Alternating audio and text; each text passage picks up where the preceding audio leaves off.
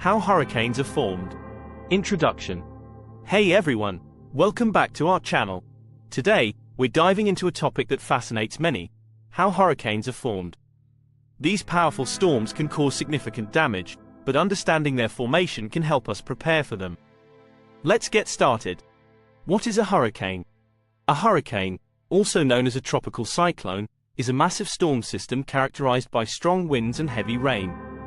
They form over warm ocean waters, primarily near the equator. Depending on where they occur, they may be called hurricanes, typhoons, or cyclones. But no matter the name, they all share the same basic formation process. Conditions for formation. Hurricanes require specific conditions to form. 1. Warm ocean water. The surface temperature of the ocean must be at least 26 degrees Celsius, 79 degrees Fahrenheit, for the storm to gather energy. 2. Moist air. The air above the warm water must be moist to provide the necessary water vapor. 3. Low wind shear. There should be minimal wind shear, which means the winds at different altitudes should not vary greatly in speed or direction. 3. High wind shear can disrupt the storm's development. 4.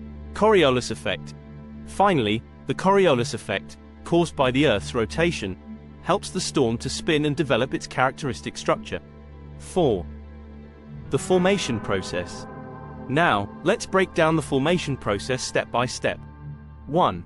Evaporation. Warm ocean water evaporates, creating moist air that rises into the atmosphere. 2. Condensation. As this warm, moist air rises, it cools and condenses into clouds, releasing latent heat. 2. This heat warms the surrounding air, causing it to rise as well. 3. Low pressure area. As air continues to rise, it creates a low-pressure area at the surface. 3. Air from surrounding areas, which has higher pressure, rushes in to fill this void. 4. Cyclonic rotation. The incoming air begins to spin due to the Coriolis effect. 4. In the northern hemisphere, this rotation is counterclockwise, while in the southern hemisphere, it's clockwise. 5. Development of the eye. As the storm strengthens, a well-defined center called the eye forms, surrounded by the eye wall, where the strongest winds and heaviest rains occur. 6. Tropical storm to hurricane. When sustained winds reach 39 miles per hour, it's classified as a tropical storm. 6. Once winds exceed 74 miles per hour, it officially becomes a hurricane. Life cycle of a hurricane.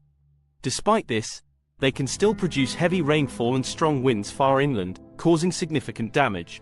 Hurricanes are categorized based on their wind speeds, ranging from Category 1, with winds of 74-95 miles per hour, to Category 5, with winds exceeding 157 miles per hour.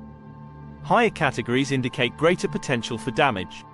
Hurricanes typically spend most of their life over warm ocean waters, where they can gather energy. However, when they make landfall, they lose their primary energy source and begin to weaken. If you found this video informative, please give it a thumbs up, subscribe for more content, and let us know in the comments your thoughts on hurricanes. Stay safe, and see you next time. And there you have it. That's how hurricanes are formed. Understanding their formation helps us prepare and stay safe during hurricane season.